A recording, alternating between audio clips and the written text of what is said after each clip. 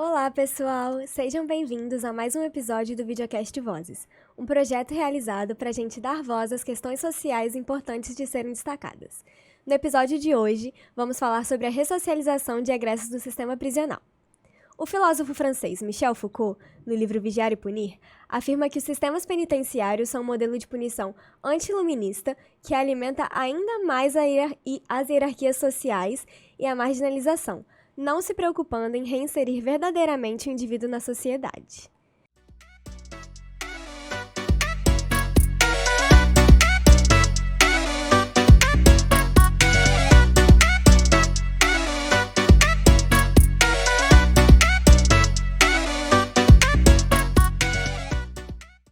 Então, para a gente entender um pouco mais sobre o assunto, o Vozes recebe hoje a Maria Ângela, socióloga, professora. E a gente recebe também a Rosália Antunes, coordenadora do projeto Impactando Vidas da Universidade Federal do Espírito Santo. Sejam muito bem-vindas. Obrigada. E vamos para as perguntas. Como que o Estado enxerga hoje esses ex-detentos e quais medidas existem para ressocializar eles? Bom, voltemos ao Foucault, né? Assim, como Foucault vai dizer, o sistema prisional, na verdade, não é para reinserir, é um sistema que vai doutrinar as pessoas pela mente. Inclusive, ele vai trabalhar que a questão de estrutura, né, da questão da própria construção física de um presídio é para controle total, né, das pessoas. Anteriormente, esse tempo, quem cometia crime era, né, guilhotinado, enforcado, para a fogueira, qualquer questão. Mas no capitalismo precisa de força de trabalho, né? Então, destruir o corpo não é vantagem. Então, nós vamos doutrinar pela mente agora. Então, ele vai dizer, inclusive, a arquitetura, né, que ele vai dizer que vai copiar do Jeremy Bentham lá atrás, que é um sistema que, né, quem vigia enxerga todos que estão sendo vigiados, e quem é vigiado não enxerga quem está vigiando. Então, é uma forma de controle para que a pessoa, né, dali vá adquirir um padrão de ordem, um padrão de comportamento, né, da vigilância. E aí ele vai dizer que todos os sistemas, a própria escola, as empresas, né, os asilos, os hospitais, né, os orfanatos, vão adotar o mesmo sistema, né, que é uma forma arquitetural que controla os indivíduos, porque nesse sistema que se vive hoje, precisamos dos indivíduos disciplinados, né, dos indivíduos preparados para a força de trabalho que o sistema exige. Então, essa é uma questão. O Estado não vai fazer diferente, o sistema prisional que temos é dessa forma, né, que a gente tem, e, na verdade, lá dentro do presídio não tem, assim, né, atividades que vão fazer as pessoas necessariamente repensar a sua própria história, a não ser o castigo de estar preso, né? Não, trabalhos que vão fazer as pessoas repensarem a própria história são restritos, né, são poucos. Existem trabalhos profissionais, né, tem determinadas empresas que, né, dispõem o seu trabalho, suas produções para os reeducandos. Eles têm remissão de pena, então todos se interessam por esse trabalho, porém, não necessariamente é o sonho deles trabalhar com essa questão o dia que saírem de lá, né? É um processo. E as empresas têm vantagem com isso, né? Porque não pagam direito trabalhista, e não pagam, né? E tem suas vantagens. Isso aí é uma questão. Então, trabalhar para a ressocialização, para ele viver aqui fora, né, não tem exatamente um processo. A sociedade não está preparada, né, para entender esse ser como um ser que repensou sua própria história, né? A sociedade não pensa dessa forma. A sociedade, quando a gente sai, eu digo que sai carimbado do sistema, né? Aqui fora a vida é bastante difícil. Normalmente a sociedade está de costas e o crime está de braços abertos. Por isso o índice de reincidência é muito alto. Sim, e Rosália, para a gente conhecer melhor o Impactando Vidas, explica para a gente como o projeto funciona na prática. Na prática, o projeto ele visa a ressocialização do reeducando do sistema prisional por meio do trabalho. Então, na prática, a gente faz capacitações para que ele tenha condições de conseguir um emprego após se tornar um egresso, né? Então, o que que a gente faz? A gente faz treinamentos em serviços. Por exemplo, pintura, né? A gente faz treinamentos em pinturas dentro do campus universitário. A universidade, ela tem um convênio com a Sejus, né? Neste convênio, metade do tempo eles trabalham para manter a universidade limpa, essa é uma responsabilidade deles, e a outra metade do período de trabalho, eles entram para o projeto fazendo esses treinamentos em pintura e outros diversos, jardinagem, compostagem, e a gente está numa vertente com eles de educação ambiental também. Né, e segurança alimentar.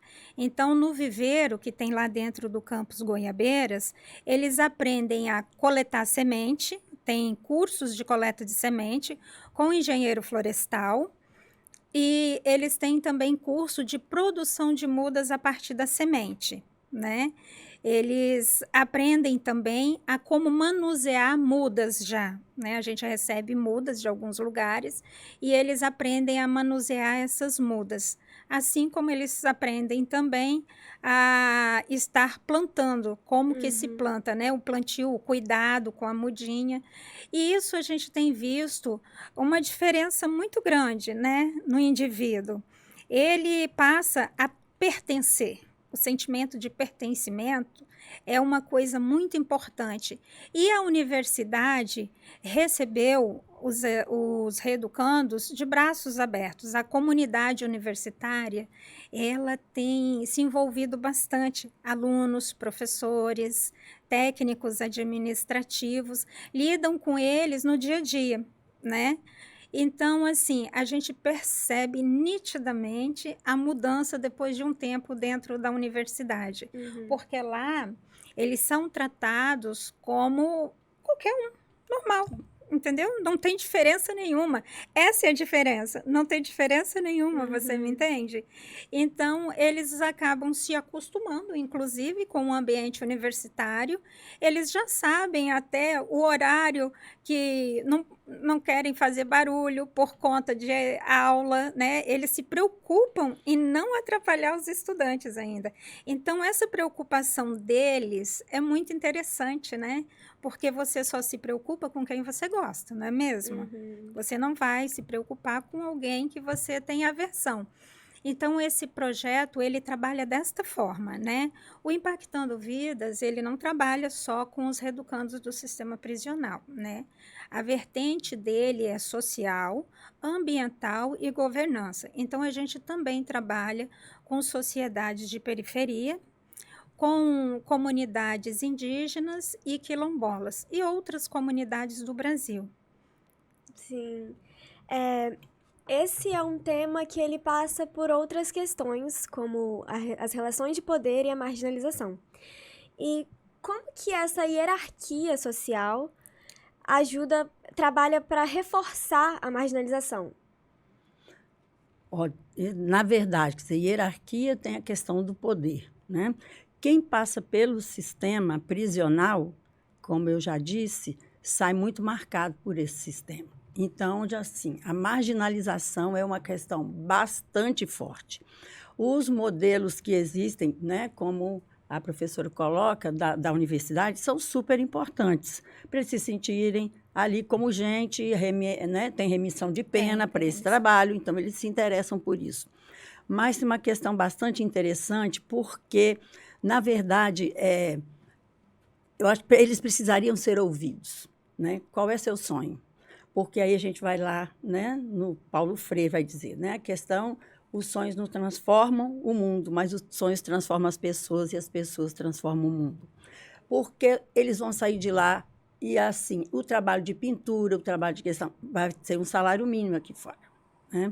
Em uma sociedade que exige que se tenha, não exige que a gente seja, né? Ter é mais importante do que ser. Então, se o tráfico oferece 5 mil por semana e a pintura predial oferece um salário mínimo por mês, e ele, para conseguir um trabalho em uma empresa, né, carimbado pelo sistema prisional, já vai ser muito mais complicado. A hierarquia de quem não passou pelo sistema já tem vantagem. Ele que passou pelo sistema está lá no fim. Se a empresa tiver alguma vantagem de, né, de alocar presos ou educandos ou reeducandos e ex-reeducandos, se tiver alguma vantagem, ok. Se não tiver, né, a hierarquia pesa, né, porque assim, quem não tem passagem pelo sistema tem vantagem em quem tem passagem pelo sistema. Então, essa própria hierarquia social é que já impõe as pessoas a não optam pelo crime. Não chegou hoje, você é traficante a partir de hoje. Não é assim. Tem todo um processo que a história de cada um vai explicar. E a questão é um problema social, não é pessoal. Então, você não adianta punir um indivíduo. A gente precisa entender a sociedade que produz esses indivíduos, né, em que entendem, por exemplo, que um crime é mais vantajoso do que você estar em um trabalho comum que não significa você e outro, como disse a professora, pertencente aqui. Né? Quem é você? Agora, na hora que você se destaca, né, arma dá poder. Então, você está armado, você já é alguém, né, diferente dos outros. Isso vale para todo mundo que usa arma, para quem tem arma legitimada pelo Estado e para quem não tem. Né? A arma dá poder. Dentro de uma organização criminosa, ele vai ter um cargo, ele vai ter uma posição que o hierarquiza, que aqui fora, ele, né, como o salário mínimo na Constituição Civil ou qualquer outro lugar, ele não tem. Então, são questões sociais. A gente precisa entender a sociedade para poder trabalhar as pessoas. Né? As pessoas... Produto não, esse negócio de produto é muito, né, não é produto disso. Na verdade, são resultados. A sociedade cobra das pessoas, né? Quem tem poder está acima, tem N vantagens. Quem não tem poder está submetido. Quem quer ficar submetido? Quem quer ser ninguém nessa sociedade? Cada um quer ser alguém. E o sistema encaminha para isso, por isso muitos aderem, né, ao crime, para se destacar, para poder ter o que a sociedade exige que se tenha. Sim, e ressocialização é um conceito muito aberto, pode ser muito amplo. Para o projeto, o que o projeto considera esse indivíduo ressocializado de verdade? Para responder a sua pergunta, eu vou te dar um exemplo, tá? Porque eu acredito que o que acontece no nosso dia a dia, o exemplo e o testemunho, é muito importante.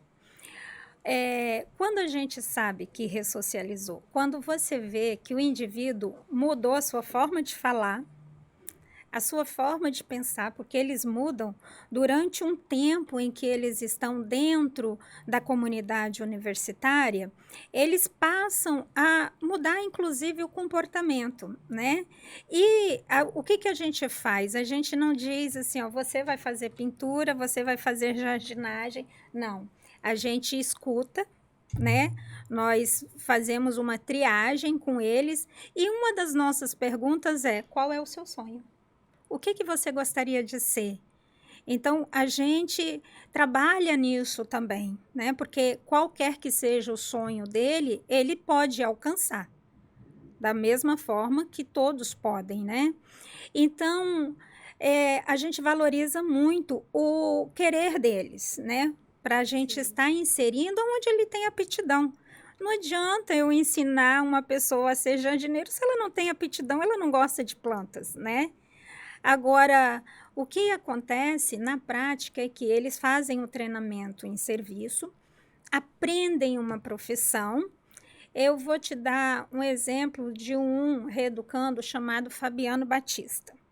O Fabiano chegou lá, eu além de coordenadora do projeto, também era fiscal do convênio com a Sejus. Então, ele chegou para mim e pediu para eu não colocar ele em curso nenhum, que ele não queria ficar junto com os demais, ele queria ficar ali quietinho, trabalhando, que ele só queria remir a pena. O trabalho, como ela falou, né, da remissão de pena. Cada 3 dias trabalhados, reme 1 da pena. Bom, enfim, eu fui, não, tudo bem, Fabiano. E fui conversando com ele, bom, chegou um tempo que eu coloquei ele para o treinamento da roçadeira. Fabiano era o melhor na roçadeira. Inclusive um trator para trabalhar, né? Super responsável. Coloquei Fabiano para fazer treinamento de pintura. Muito bom na pintura também. Ele já tinha um pouco de experiência na área de pintura, mas se destacou muito na pintura. E depois eu coloquei o Fabiano para um treinamento de encarregado de equipe dos reeducandos. A gente fazia turmas e cada turma era responsável por manter aquele local limpo, né, bem cuidado, com o jardim bem cuidado. E o Fabiano novamente se destacou. Fabiano recebeu alvará, né? Aí eu fiquei pensando, nossa, uma mão de obra muito boa para a empresa de manutenção de áreas verdes. Aí eu encontrei lá na UFES, né, passando, encontrei com a pessoa responsável pela empresa na época. Aí eu perguntei, você não está precisando de alguém na área verde? Tem um reeducando que é muito bom, acabou de receber o alvará. Ele virou para mim e perguntou, quem? O Fabiano? Eu disse, o Fabiano. Ele disse, pois é, Rosália, você chegou tarde, eu já contratei. O encarregado dele na época via e observava os reeducandos trabalharem. Então, ele via como o Fabiano era dedicado. E o Fabiano foi mudando. Bom, resumo da história. Hoje, o Fabiano é encarregado da empresa. Ele é encarregado e não ganha um salário mínimo. Ele ganha muito mais. Então, não depende só da gente, é claro. Depende muito deles também, do querer deles, mas eles têm que ter uma oportunidade. Né? Se não tiver uma oportunidade, a gente nunca vai saber se ele vai se ressocializar ou não. Eles querem se ressocializar, mas eles precisam de uma oportunidade. É óbvio que existe o que não querem, né? Tanto é que existem pessoas boas, pessoas más, mas existem pessoas diversas. Então, a gente tem esse resultado muito positivo. E se a gente tivesse só o Fabiano até hoje, de 2017, quando foi o convênio registrado lá com a UFES e a Sejus, o acordo de cooperação, eu já estaria feliz. Mas não é apenas esse. Então, imagina a minha felicidade. Nós temos vários casos de sucesso dentro do projeto. Esse é só um deles. Isso é muito bom, né? Bastante bom que se tenha. Mas eu posso... Né? Claro. Eu sou voluntária, né, no projeto de remissão pela leitura na Vara de Execuções Penais de Vila Velha, e uma das perguntas nas resenhas que eles fazem do livro que leio, o que eles pretendem para o futuro. E é muito interessante, assim, aparecem vários, assim, sou cantor, e eu quero sair daqui e fazer minha carreira de cantor, né? Aí o outro quer trabalhar na informática, quer ser... Né? Então, são questões que, às vezes, não tem, né, oportunidade de fazer, e a gente não tem, a própria UFES, às vezes, não tem oportunidade de oferecer esse tipo de questão, né, que está meio fora do projeto. Não, mas, tem. Então, por isso que no projeto tem. Então, ouvir as pessoas, assim, quem quer ser cantor, né, vai ser cantor. Aí existe um projeto que não existe mais, porque a juíza do Rio de Janeiro, infelizmente, faleceu aos 43 anos, né, de um infarto fulminante, e o projeto ficou perdido, mas que se chama Projeto Grão. E ela trabalhava exatamente com o sonho das pessoas, né, com a questão. Então, um é lutador, né, de Muay Thai, e já ganhou N medalhas depois disso, e o outro, né, se tornou empresário, e aí cada um que ela trabalhava, né, buscou um outro caminho. Mas ela partia desse processo. Ótimo, né, que na UFES está encaminhando as pessoas, isso já é bastante interessante, mas, assim, a gente não pode esquecer que a questão social, né, o crime é uma questão social, não é uma questão pessoal. Então, a gente tem que entender essa sociedade para a gente saber como nós vamos conduzir esses seres humanos que estão nessa situação. E existe hoje uma pesquisa do G1, junto com a Secretaria do Estado de Justiça, a Sejus, que mostra que 65,3% dos presídios aqui do estado estão superlotados. E a gente sabe que isso vai de encontro com os direitos humanos. Como é que a gente faz para garantir o cumprimento desses direitos essenciais no cárcere? Olha, muito difícil, né? Porque o sistema prisional, ele na verdade, ele já é uma, né? Quem viver confinado em um lugar sem você ter liberdade, isso aí já é, na verdade, um ferimento aos direitos humanos. Então, o próprio sistema prisional já fere os direitos humanos, porque você cerceia o que o indivíduo tem de mais importante, que é a liberdade. E lá você não pode ser quem você é. Lá você tem que seguir uma norma padrão rigorosa, né, sob pena, né, dos castigos decorrentes dessa questão. Então, direitos humanos no presídio é uma coisa bastante difícil. O que pode ter, sim, minimizar, se você tem uma administração, né, que zela pelo bom andamento das coisas, para não ter castigo, para não ter, né, não ter tortura, porque às vezes existem, né, tortura, para não ter nada que massacre esses direitos, tudo bem, mas o próprio sistema prisional já é uma violação, né, de direitos humanos, porque viola o direito à liberdade, né, que é o que o indivíduo tem de mais caro, etc. Fora disso, né, o próprio não tem, né, dentro do sistema condições de grandes proteções nesse sentido, porque o sistema foi feito para isso. E quando sai aqui fora, né, a sociedade também não valoriza e não poucas pessoas ou poucas instituições vão acolher de braços abertos essas pessoas que saíram de lá. Continua, então, a violação, né? Porque as oportunidades vão ser cerceadas. A gente vai ter né, outra já indicou aqui, né, pessoas que foram, mas não é regra geral, né? A questão quando eu leio os sonhos deles, assim, às vezes me deprime bastante, porque eles acreditam assim, que a sociedade vai chegar aqui fora e eles vão construir o que eles estão sonhando em construir. Uma profissão de carteira assinada, cuidar da família, dar orgulho para a família, dar orgulho para a mãe. Todo mundo põe isso lá nessa resposta, mas eles desconhecem, como eles estão com a liberdade cerceada, eles desconhecem as dificuldades que vão encontrar aqui fora para esse sonho que eles têm da carteirinha assinada, de dar orgulho à mamãe, aos filhos, etc, etc. Então, desconhecer que aqui fora não será fácil, né? Os direitos humanos para eles aqui não estão.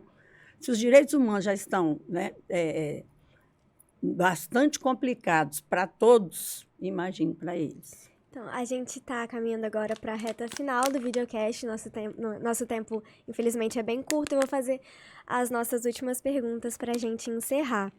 A gente falou no início da introdução do videocast que os estudiosos têm o nosso modelo de punição como ultrapassados. Foucault disse anti-iluminista. Quais são as falhas mais evidentes desse modelo ultrapassado? Você acha que ele funciona? A questão você tira a pessoa do meio social, do convívio dele, e coloca isolado dentro de um presídio, o que você espera? Né? Voltemos a Foucault. O que funciona? Controle pela mente. Quer dizer, se você fizer de novo, vem para cá outra vez, ninguém quer estar lá dentro, todo mundo acha que, né, lá dentro é um sofrimento. Por melhor que seja a direção, que trate muito, é um sofrimento. Né? Então, o processo de você... não tem outra solução nesse país, mas você precisa trabalhar o quê? A desigualdade social. Segurança pública é política pública de inclusão. Não é prisão, não é polícia, não é metralhadora, nem fuzil, né? É política pública de inclusão. Enquanto a gente não tiver esse processo com profundidade e tiver a desigualdade que nós temos, como eu disse ontem, saiu uma reportagem, né, dizendo que 6 pessoas no Brasil detêm a riqueza equivalente à metade da população brasileira, né, nós somos um dos países mais desiguais do mundo. Enquanto nós não tivermos políticas públicas de inclusão, o nosso sistema, infelizmente, é esse. Põe no presídio, sai do presídio, volta para o presídio, porque a reincidência é altíssima, né, exatamente pela falta de oportunidade aqui fora quando se sai, né, do sistema prisional. Então, é um processo, sim. Se não cuidarmos da sociedade preconceituosa, racista, machista, misógina, né, que nós temos, homofóbica, nós vamos ter sempre o presídio lotado. Infelizmente, nosso tempo não é muito longo, caberia muito mais debate sobre a questão. Só que quero agradecer muito, foi muito válida as falas de vocês. E muito obrigada por terem participado. Foi um grande prazer. Esse foi mais um episódio do Vozes, um projeto sob supervisão dos professores Felipe Dalorto, Lara Rosado, Valmir Matiasi e William de Oliveira. Acesse fesadigital.com e confira todos os episódios da série. Muito obrigada, gente. Eu que agradeço, sim.